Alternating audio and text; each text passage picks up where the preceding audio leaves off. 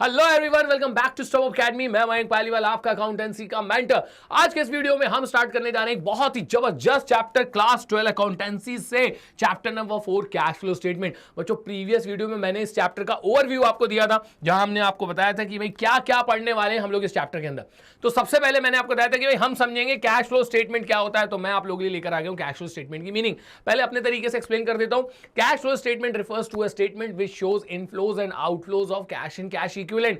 Cash flow statement उस statement को बोला जाता है जो कि ये शो करता है कि हमारे बिजनेस में कहां कहां से कैश आ रहा है और कहां कहां कैश जा रहा है। यहां देख लेते हैं क्या लिखा है।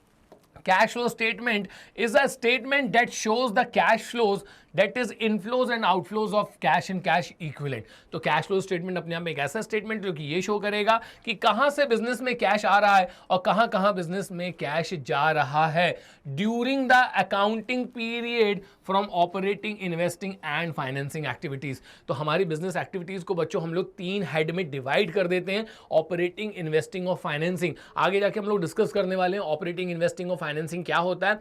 तो अब मैं इसको और समराइज करने की कोशिश करूं तो कैश फ्लो स्टेटमेंट एक ऐसा स्टेटमेंट है जो कि ये बताता है कि कहां से कैश एंड कैश इक्विवेलेंट का इनफ्लोज हो रहा है, कहां से कैश एंड कैश इक्विवेलेंट्स का आउटफ्लोज हो रहा है under the head of operating, investing and financing. तो इन्वेस्टिंग, ऑपरेटिंग और फाइनेंसिंग से कितना कैश आ रहा है, कितना कैश जा रहा है, यही हमको बताता है cash flow statement. Cash flow statement के ऊपर लगता है बच्चों अकाउंटिंग स्टैंडर्ड 3 रिवाइज्ड, जो कि हमसे कहता है कि आप जो है कैश फ्लो स्टेटमेंट 2 मेथड से बना सकते हैं, डायरेक्ट मेथड और इनडायरेक्ट मेथड। डायरेक्ट मेथड बच्चों हमारे सिलेबस में नहीं होती है, तो हमें कौन सी मेथड लेनी पड़ेगी, इनडायरेक्ट मेथड। और जब आप इनडायरेक्ट मेथड से कैश फ्लो स्टेटमेंट बनाते हैं ना, तो कैश फ्लो स्टेटमेंट बनाया जाता है बच्चों with the help of balance sheet and statement of profit and loss. ठीक है, सारी चीजें डिस्कस कर लेंगे। आगे आपसे बोला जा रहा है showing cash flow under 3 heads namely. मतलब इसका क्या है कि जब कभी भी आप लोग कैश फ्लो स्टेटमेंट बनाएंगे, पूरा का पूरा कैश फ्लो स्टेटमेंट जो होता है वो 3 पार्ट के अंदर डिवाइड कर दिया जाता है। Cash flow from under operating activities, operating activities से कितना कैश आ रहा है, कितना कैश जा रहा है। इसके अलावा cash flow from investing activities, investing activities से कितना कैश आ रहा है, जा रहा है। And cash flow from financing activities, financing activities से बिजनेस में कितना कैश आया और कितना कैश गया। अब क्या होती है ऑपरेटिंग, क्या होती है इन्वेस्टिंग और क्या होती है फाइनेंसिंग एक्टिविटीज, ये हम लोग बहुत ही डिटेल में डिस्कस करने वाले हैं। आगे देख लेते हैं। Cash flow statement by indirect method is prepared from the financial statement that is balance sheet and statement of profit and loss. थोड़ी देर पहले बच्चों मैं आप लोगों को यही एक्सप्लेन कर रहा था कि जब कभी भी आप लोग इनडायरेक्ट मेथड से कैश फ्लो स्टेटमेंट बनाएंगे ना, तो यहां पर आपको कैश फ्लो स्टेटमेंट किससे बनाना पड़ता है, बैलेंस शीट से और statement of profit and loss से। तो यहां से एक आइडिया लग गया कि क्वेश्चन में हमें क्या गिवन होगी, balance sheet, statement of profit and loss, और उससे हमें क्या बनाना पड़ेगा, कैश फ्लो स्टेटमेंट। अब बच्चे हम लोग आते हैं यहां पर इसके ऑब्जेक्टिव से, किस ऑब्जेक्टिव के साथ कैश फ्लो स्टेटमेंट बनाया जाता है, या फिर ऐसे समझ लो कि कैश फ्लो स्टेटमेंट भाई क्यों बनाया जाता है। तो इसके सारे के सारे ऑब्जेक्टिव्स एक एक करके डिटेल में हम लोग यहां पे डिस्कस कर लेते हैं। To determine the source, receipts of cash and cash equivalents under operating, investing and financing activities of the enterprises.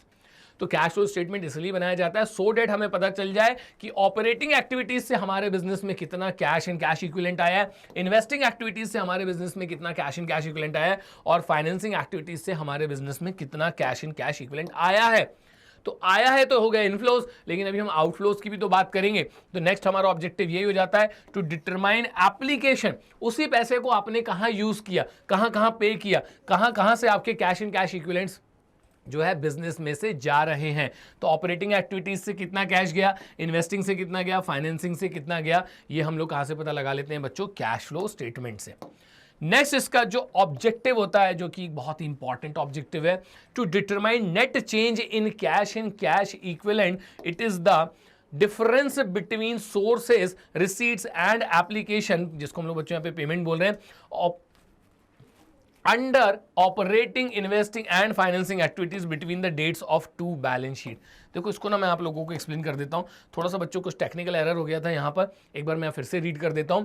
To determine the net change in cash and cash equivalents, it is the difference between sources and applications under operating, investing, financing activities between the date of 2 balance sheet. समझने की कोशिश करिएगा। 2022 में हमारा जो balance दिख रहा था वो दिख रहा था 2,50,000। तो 2022 में हमारे पास कितना कैश रखा हुआ था 2,50,000 और 2023 में आते आते आपका जो बैंक बैलेंस हो चुका है या फिर जो कैश इन हैंड है वो कितना हो चुका है 5 लाख। तो आप देख रहे हैं कि भाई यहाँ पे जो चेंज आ रहा है, कितने का चेंज आ रहा है कि सर पहले के कंपैरिजन में हमारा जो बैंक बैलेंस है वो कितने से इंक्रीज हो गया 2,50,000 से। तो ये जो आपका बैंक बैलेंस पहले के कंपैरिजन में इंक्रीज हुआ है, इसमें से भाई ऑपरेटिंग से कितना कैश आया गया, इन्वेस्टिंग से कितना कैश आया गया और फाइनेंसिंग से कितना कैश आया गया, यही बच्चों हम लोगों को बताता है कैश फ्लो स्टेटमेंट। आ रही है आपको बात समझ में? तो यहां पर आपके पास प्रीवियस ईयर और करंट ईयर के कैश के बैलेंसेस में जो चेंजेस आ रहे हैं वो चेंजेस कैसे आ रहे हैं, किधर से कितना कैश आया, किधर कितना कैश चला गया, यही हमको क्या बताता है कैश फ्लो स्टेटमेंट। अगला बच्चों नेक्स्ट हम देखेंगे यहाँ पे, अगर हम बात करेंगे अब यहाँ पे लिमिटेशंस की, तो जैसे मैंने आपको बताया कि भाई हर सिक्के के दो पहलू होते हैं, हमने इसके ऑब्जेक्टिव समझ लिए, कुछ एडवांटेजेस समझ लिए, अब हम जरा इसके लिमिटेशंस पे डिस्कस कर लेते हैं। तो इसका पहला लिमिटेशन होता है कि non cash transactions are not shown. भाई नाम ही क्या है, कैश फ्लो स्टेटमेंट, क्या शो करेगा, ओनली कैश ट्रांजैक्शंस। तो यहां पर बच्चों किसी भी तरीके के नॉन कैश ट्रांजैक्शंस जो होते हैं उनको शो नहीं किया जाता है। तो cash flow statement shows only inflows and outflows of cash. It does not show non-cash transaction like the purchase of building by issue of shares or debentures to the vendors, issue of bonus shares, etc. तो cash flow statement का पहला limitation ये है कि कहाँ कहाँ से cash आ रहा है, कहाँ कहाँ कैश जा रहा है, सिर्फ यही ट्रांजैक्शन इसके अंदर दिखाए जाते हैं। इसके अंदर जो नॉन कैश ट्रांजैक्शंस होते हैं, just like purchase of building bye issue of shares, यहाँ आपने क्या किया, आपने किसी से बिल्डिंग खरीदी, उसको कैश देने की जगह अपनी ही कंपनी के क्या इशू कर दिए, शेयर्स इशू कर दिए, तो ये नॉन कैश ट्रांजैक्शन है, एक तरीके का बार्टर हो गया यार। मैंने आपसे बिल्डिंग लिया और आपको कैश देने की जगह मैंने अपनी कंपनी की क्या दे दी, आपको शेयर्स दे दिए। तो ये जो है बच्चों यहाँ पर नहीं दिखाया जाएगा। और देख सकते हैं कि हमने किसी से बिल्डिंग खरीदी, शेयर्स देने की जगह उसको अपनी कंपनी के डिबेंचर्स इशू कर दिए। हमने किसी अपने जो शेयर होल्डर्स हैं उनको बोनस शेयर्स इशू कर दिया, मतलब फ्री में शेयर्स इशू कर दिए। तो आप देख सकते हैं कि इससे हमारे एसेट्स, लायबिलिटीज और कैपिटल में चेंजेस तो आ रहे हैं, लेकिन आप इस तरीके के ट्रांजैक्शन को कैश फ्लो स्टेटमेंट के अंदर नहीं दिखा सकते, क्योंकि यहाँ पर कहीं पर भी कैश का इन्वॉल्वमेंट है जो है नहीं है। नेक्स्ट है भाई हमारे पास not a substitute of statement of profit and loss. ये कोई सब्सटीट्यूट नहीं है। To know the profit and loss of the business आपको statement of profit and loss ही बनाना पड़ेगा।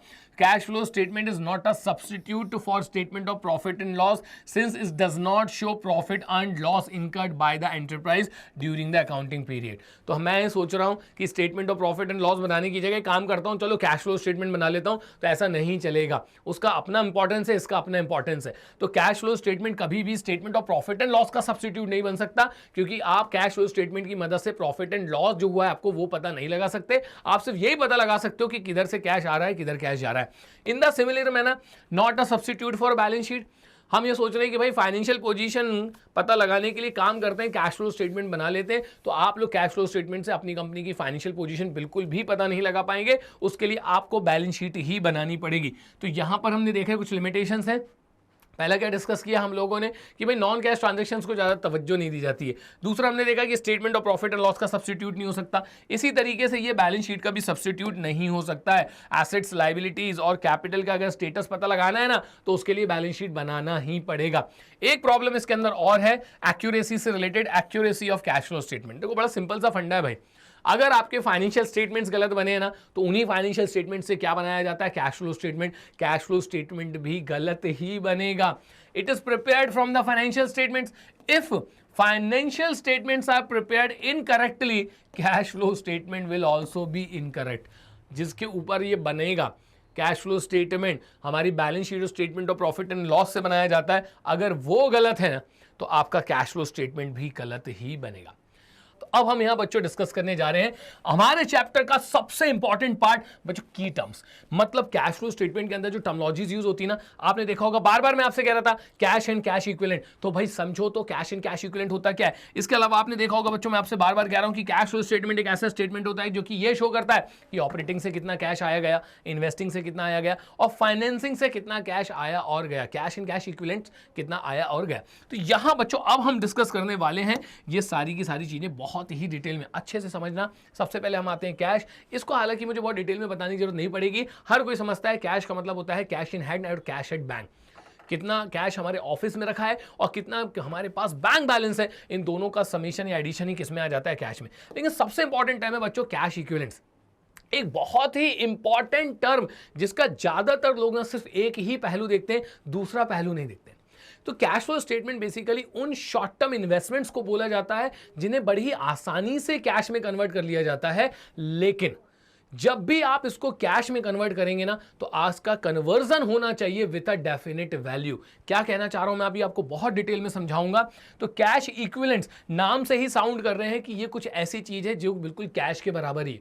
तो कैश इक्विवेलेंट्स उन शॉर्ट टर्म इन्वेस्टमेंट्स को बोला जाता है जिन्हें बहुत आसानी से कैश में कन्वर्ट किया जा सकता है, लेकिन जब आप उनको कैश में कन्वर्ट करने जाएंगे तो किस वैल्यू पे उनका कन्वर्जन होगा ये बात हमें बहुत पहले से ही पता होना चाहिए। तो मैंने आपसे भी स्टार्टिंग में कहा था इसके दो पहलू होते हैं। पहला याद रखिएगा कि cash equivalents are short term investment that can be converted into cash in a very short time. ये इसका पहला एस्पेक्ट है। दूसरा जो सबसे इंपॉर्टेंट एस्पेक्ट है कि जब भी इनका कैश में कन्वर्जन किया जाएगा, कितना अमाउंट हमको मिलेगा ये हमको पहले से ही पता होना चाहिए, उसमें किसी भी तरीके का रिस्क नहीं होना चाहिए। यहां देखो फॉर एग्जांपल समझाता हूं, cash equivalents are short term highly liquid investments. तो पहली बात तो शॉर्ट टर्म के लिए किए जाते हैं। हाईली लिक्विड का मतलब होता है कि बड़ी आसानी से इनको क्या कर लिया जाता है, कैश में कन्वर्ट कर लिया जाता है। That are readily convertible into the known amount of cash, मतलब जब भी आप इसको कन्वर्ट करने जाओगे कैश में, वो कैश में कन्वर्ट हो ही जाएगा। लेकिन एक चीज याद रखिएगा, which are subject to an insignificant risk of change in value. लेकिन जब आप इसको कैश में कन्वर्ट करने जाएंगे तो कितने में ये कन्वर्ट होगा ये बात आपको पहले से ही पता होना चाहिए। अब मैं आपको बता दूं आपके मन में सबसे पहले क्या आ रहा होगा, सर गोल्ड एक ऐसा शॉर्ट टर्म इन्वेस्टमेंट हो सकता है जिसको हम जैसे ही कैश में कन्वर्ट करेंगे तो सर ये बड़ी आसानी से कैश में कन्वर्ट हो जाता है। हमने गोल्ड में इन्वेस्टमेंट किया सर, कभी भी गोल्ड को बेचा जा सकता है। ये सिर्फ इसका एक पहला एस्पेक्ट है कि मानता हूं चलो भाई हाईली लिक्विड इन्वेस्टमेंट है कि गोल्ड को हम लोग क्या करते हैं कभी भी बेच सकते हैं। एक क्वालिफिकेशन तो ये पूरा कर देता है कि इसको हम कभी भी क्या में कन्वर्ट कर सकते हैं, कैश में। लेकिन बच्चों इसका एक क्वालिफिकेशन और होता है कि जब भी हम इसको कैश में कन्वर्ट करने जाएंगे तो हमें कितना रुपए मिलेगा ये हमको पहले से ही पता होना चाहिए, जो कि पॉसिबल नहीं है। आपके गोल्ड हो गया, शेयर्स हो गए, डिवेंचर्स हो गए, बच्चों ये शॉर्ट टर्म इन्वेस्टमेंट के पॉइंट ऑफ व्यू से हाईली लिक्विड इन्वेस्टमेंट्स हो सकते हैं। आप इनको जब चाहें तब कैश में कन्वर्ट कर सकते हैं, लेकिन जब भी आप इनका कैश में कन्वर्जन करेंगे तो किस वैल्यू में कन्वर्जन होगा ये आपको पहले से पता नहीं होता है। तो इसलिए ये आपके जो हैं कैश इक्विवेलेंट की कैटेगरी में नहीं आएंगे। तो सर आप ही बता दो फिर कैश इक्विवेलेंट की कैटेगरी में क्या आएगा। भाई सपोज आप लोगों ने 1 मंथ 30 डेज के लिए फिक्स डिपॉजिट करके रखा है। क्या करके रखा है, फिक्स डिपॉजिट। तो पहली बात तो भाई 30 दिनों बाद ये काय में कन्वर्ट हो जाएगा, कैश में। और 30 दिनों बाद मुझे कितना कैश मिलेगा, हमारे प्रिंसिपल प्लस इंटरेस्ट, ये बात मुझे एफडी करने वाले दिन ही पता चल जाती है। तो 30 दिनों बाद मुझे कितना पैसा मिलेगा, इसमें कोई भी किसी भी तरीके का चेंज नहीं आने वाला है। हमें पहले से ही पता होता है कि कितना कैश हमको जब हम इसको कैश में कन्वर्ट करेंगे तो हमको मिलने वाला है। तो ये होते हैं बच्चों कैश इक्विवेलेंट्स। सपोज आपने किसी ऐसी कंपनी के डिबेंचर्स में इन्वेस्टमेंट करके रखा है जिसका 15 दिन बाद रिडम्पशन होने वाला है, ये भी कैश इक्विवेलेंट की कैटेगरी में आ जाएंगे, क्योंकि भाई 15 दिन बाद हमको कितना पैसा मिलेगा ये बात तो तब ही बता दी गई थी जब उन डिबेंचर्स को इशू किया गया था। एकदम क्लियर। एक नोट बच्चों यहां पर है हमारे पास, देखते हैं नोट में क्या है भाई। करंट इन्वेस्टमेंट कुछ याद आ रहा है। चैप्टर नंबर 1 में मैंने बच्चों आप लोगों को बैलेंस शीट का पूरा फॉर्मेट समझाया था। मैंने आपको बताया था कि फाइनेंशियल स्टेटमेंट किस तरीके से प्रिपेयर किए जाते हैं। वहां पर हमने इस हेड को पढ़ा था करंट इन्वेस्टमेंट। ये किसके अंदर आता है सर, ये ना हमारे करंट एसेट्स के अंदर आता है। Current investment unless specified otherwise are taken as marketable securities and included cash in cash equivalents. आ रही है बात समझ में। तो current investment unless specified otherwise, जब तक उसके लिए कोई स्पेसिफिक इंफॉर्मेशन हमको नहीं दे देते हम उनको मान के चलेंगे कि भाई ये मार्केटेबल सिक्योरिटीज है। मार्केटेबल सिक्योरिटीज उन शॉर्ट टर्म इन्वेस्टमेंट्स को बोला जाता है जिन्हें बड़ी आसानी से कैश में कन्वर्ट किया जा सकता है। और भैया इनको हम इंक्लूड कर लेंगे किसके अंदर, कैश इन कैश इक्विवेलेंट के अंदर। तो मैं आपसे ये कहना चाहता हूं कि जब न्यूमेरिकली सॉल्व करोगे ना, तो अगर हमको बैलेंस शीट के अंदर करंट इन्वेस्टमेंट दिख गया ना, तो उसको करंट एसेट ना ट्रीट करते हुए हम उसको क्या ट्रीट करने वाले हैं, कैश इक्विवेलेंट्स। इसके बाद बच्चों सबसे इंपॉर्टेंट पार्ट पे अब मैं आ गया हूं कि कैसे हमें पता चलेगा कि क्या होती हैं ऑपरेटिंग एक्टिविटीज, क्या होती हैं इन्वेस्टिंग एक्टिविटीज और क्या होती हैं फाइनेंसिंग एक्टिविटीज। एक एक करके बहुत ही डिटेल में हम लोग समझने वाले हैं। Operating activities are the principal revenue producing activities of the enterprise and other activities that are not investing और फाइनेंसिंग एक्टिविटीज। रीड कर लिया मैंने, अब इसको ब्रेक करके इसका कॉन्सेप्ट जो है बच्चों बाहर निकाल लेते हैं। Operating activities are the principal revenue producing activities. Operating activities उन एक्टिविटीज को बोला जाता है जो कि आपकी कोर बिजनेस एक्टिविटीज होती हैं। गुड्स खरीदना, बेचना, सैलरी पे करना, वेजेस पे करना, ये सारी की सारी चीजें बच्चों हमारी डे टू डे एक्टिविटीज है ना, यही आपकी ऑपरेटिंग एक्टिविटीज होती हैं। देखो मैं आपको बताता हूँ, मेरा काम क्या है भाई, दिन भर पढ़ाना। मैं सुबह 8 बजे से लेकर रात के 10 बजे तक बस कंटिन्यूअसली पढ़ाता ही चला जाता हूं। तो ये मेरी क्या है, ऑपरेटिंग एक्टिविटीज, या फिर इनसे जुड़ी हुई जितनी भी एक्टिविटीज हैं, they all are my operating activities. तो आपकी जो ऑपरेटिंग एक्टिविटीज होती हैं वो आपकी प्रिंसिपल रेवेन्यू जनरेटिंग एक्टिविटीज होती है, मतलब वो एक्टिविटीज जिनसे आपकी क्या होती है, कमाई होती है, उन्हें क्या बोला जाता है, ऑपरेटिंग एक्टिविटीज। या फिर ऐसा बोल लो कि हर वो एक्टिविटी जो कि इन्वेस्टिंग और फाइनेंसिंग नहीं है, वो हमारे लिए क्या बन जाएगी, ऑपरेटिंग एक्टिविटीज। तो मैं भी बहुत डिटेल में बताने वाला हूं, चिंता नहीं करो। अभी और एग्जांपल यहां पे मैं आप लोगों को देने वाला हूं कि ऑपरेटिंग एक्टिविटीज क्या होती हैं। फिलहाल बस इतना याद रखिए कि आपकी जो कोर बिजनेस एक्टिविटीज होती हैं, जिस पर्पस के लिए आपने उस बिजनेस का एस्टैब्लिशमेंट किया है, उससे रिलेटेड जितनी भी एक्टिविटीज होती हैं, they all are operating activities. Next है हमारा इन्वेस्टिंग एक्टिविटीज। बहुत ही आसान है भाई, बिजनेस चलाने के लिए ना आपको एसेट्स की जरूरत होती है, नॉन करेंट एसेट्स की जरूरत होती है। तो नॉन करेंट एसेट्स और नॉन करेंट इन्वेस्टमेंट्स।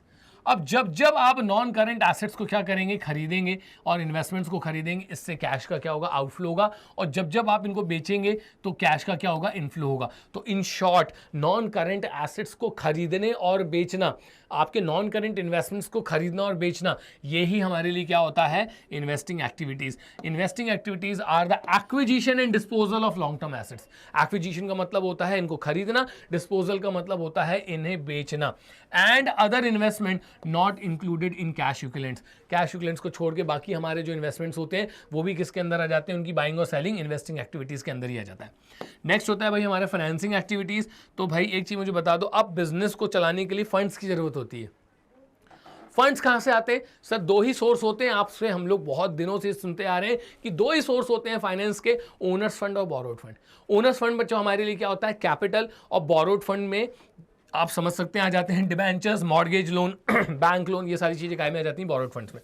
तो फाइनेंसिंग एक्टिविटीज का है, जहां से भी आप फाइनेंस रेज करते हो, जैसे आपने शेयर्स इशू कर दिया, डिबेंचर्स इशू कर दिया, प्रेफरेंस शेयर्स इशू कर दिया, आप उनको डिविडेंड दे रहे हैं, डिबेंचर्स पे इंटरेस्ट दे रहे हैं, ये सारी की सारी एक्टिविटीज क्या कहलाएंगी बच्चों, financing activities. Financing activities are the activities that result in change in the size and composition of owners capital and borrowings of the enterprises। तो हर वो एक्टिविटी जो कि आपके ओनर्स फंड और बोरोड फंड से रिलेटेड है, उनको अपन लोग बच्चों क्या बोलते हैं यहाँ पर, फाइनेंसिंग एक्टिविटीज। तो एक बार अब मैं आपको यहाँ पर एग्जाम्पल के साथ बच्चों सारी की सारी चीजें क्लियर कर देता हूँ। ऑपरेटिंग एक्टिविटीज उन एक्टिविटीज को बोला जाता है जो कि आपकी कोर बिजनेस एक्टिविटीज होती हैं। इन्वेस्टिंग एक्टिविटीज के अंदर आ जाता है एसेट्स का खरीदना और बेचना, और फाइनेंसिंग एक्टिविटीज के अंदर आता है बच्चों कहाँ से आप फाइनेंस ले रहे हो और कब कब उनको आप पैसा लौटा रहे हो। ये सारी की सारी एक्टिविटी आपकी किसके अंदर जाएंगी, फाइनेंसिंग एक्टिविटीज के अंदर। अब बच्चों हमने इसका इंट्रोडक्शन कवर कर लिया है, और अगले वीडियो में अब हम एक एक करके इनको खोलेंगे। हम देखेंगे ऑपरेटिंग एक्टिविटीज क्या होती हैं, उसके न्यूमेरिकल्स में आपको किस तरीके से डील करना है, इन्वेस्टिंग क्या होती है, फाइनेंसिंग क्या होती है, और उनके न्यूमेरिकल्स किस तरीके से सॉल्व किए जाते हैं। थैंक्स फॉर वॉचिंग, मिलते हैं बच्चों अगले वीडियो में। जय हिंद।